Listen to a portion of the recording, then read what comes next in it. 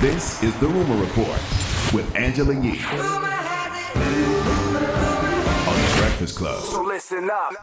All right, well, Gabrielle Union, while she's been talking about her latest book, You Got Anything Stronger, she did a live interview on her book tour. She was talking to Shaka Zulu, who is a good friend of hers, and he also works, as you know, as partners with Ludacris.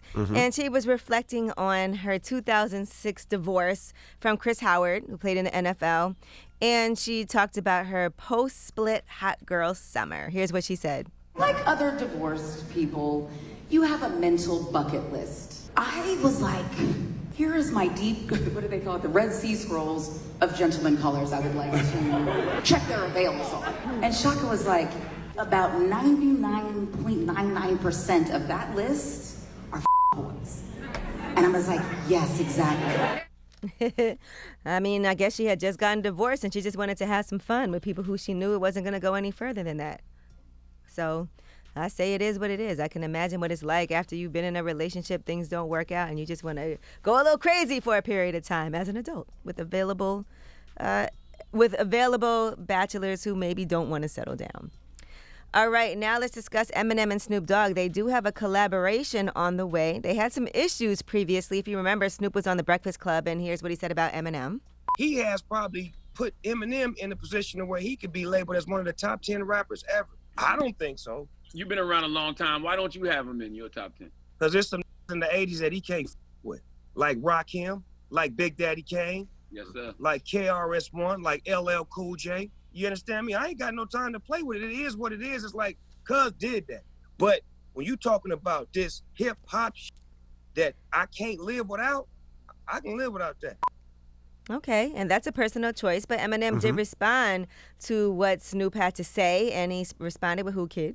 You know, he was doing an interview with The Breakfast Club, and he was saying things about, you know, I'm not in his top 10, and everything he said, by the way, was fine, like up to a point. I probably could have got past the whole tone and everything, but it was the last statement when he said, as far as music I can live without, I can live without that shit. Now you're being disrespectful for, like, it just caught me off guard. I wasn't ready for that. All right, and here is the last thing of what Snoop had to say about Eminem. And everybody's solo song, they was the last verse of the song before the except the one with me and Eminem. Because I felt like that was like a big reveal. When hear that Eminem on that motherfucker, that's just a whole nother level. Right, so it looks like they've since made up, and now Who Kid posted that new Snoop and Eminem is coming soon.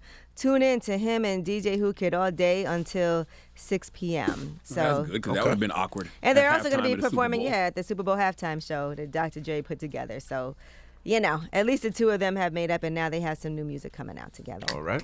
All right, now Joel Osteen, his Lakewood church, has to pay back $4.4 million in COVID disaster loans that was meant for small businesses, according to a report. Joel Osteen is worth about $50 million, and he did defend his decision to seek support and insisted that neither he nor his wife received any of the money. He said, like many organizations temporarily shuttered by the pandemic, this loan provided Lakewood Church short-term financial assistance, assuring that its approximately 350 employees and their families would continue to receive a paycheck and full health care benefits. But that did come under scrutiny last December. And so a lot of people did get these loans, but they did end up repaying that. Yeah, they money. didn't have to pay it back. They decided to give the money back. They didn't. It wasn't like the court or the law said they have to pay it back. They got the money the right way. They got some pressure. And they just decided to give the government back their money. All right, now. You know what's so interesting? What? That's why reading the whole story is very important, because I saw the headline. I thought Joel Osteen was paying off people's PPP loans. I thought he was paying $4.4 million in PPP loans. That's why it's important to read the story. All right, now Gary Owen revealed that he did have a skin cancer removed from his forehead. He underwent surgery to do that. People were confused because he made a joke about it and on social media saying that he got beat up. And here he is clearing things up. Listen, I didn't get beat up. Whenever I say hashtag doing what I do, I'm lying. The last two posts that I made about my head, I never said I got beat up. What happened was, back in August, I went in just to get a couple skin tags removed. And the doctor was like, let's do a full body scan. And they found out I had a little line right here. It ended up being skin cancer, so they had to take the cancer out. That's what happened. I'm okay. Cancer's out. Everything's good. Wow. All right, yeah. He made a little joke saying he got beat up and people really took it seriously. Shout out to Gary on. We haven't seen him in a while. He usually comes up here once a year. We haven't seen Gary in a minute, right? Mm-hmm. I mean, it was COVID, so he wasn't on the road. Yeah, but still, even on the computer, we usually would see him. On the computer, on Zoom? I mean, that's what I mean, on Zoom or whatever we use, vMix, whatever. All right, now Jon Gruden has apologized. He's the Las Vegas Raiders head coach. He apologized Friday. There was a leaked email from back in 2011 that came to light. Now, he referred to the NFL Players Association head, Damari Smith, using a racial stereotype. He put, "Dumb Oris Smith has lips the size of Michelin tires." Now, I mean, come on. I don't know how you can even think that that's okay. Now, here is his apology for that email. All I can say is I'm not a racist. I can't tell you how sick I am. I apologize again to D. Smith, but I feel good about who I am and what I've done my entire life. And I apologize for the insensitive remarks. I had I had no racial intentions with those remarks at all. But yes, they can. I'm not like that at all. But I apologize. I don't want to keep addressing it. Because, I mean, big lips was a stereotypical trope. If you look at like a lot of those minstrel caricatures from back in the day, they was always have those big red lips. Now, he did try to say that he refers to liars as rubber lips, and that's why he said it. And all right, well, Smith did say, "This is not the first racist comment that I've heard, and it probably will not be the last. Racism like this comes from the fact that I'm at the same table as they are, and they don't think someone who looks like me belongs."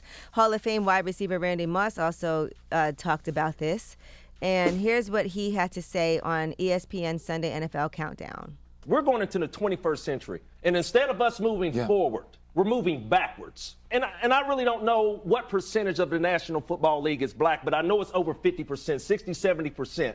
And I know we generate a whole lot of money for this National Football League. And for you to hear Adam Schefter talking about some discipline from Al Davis, the clock is ticking.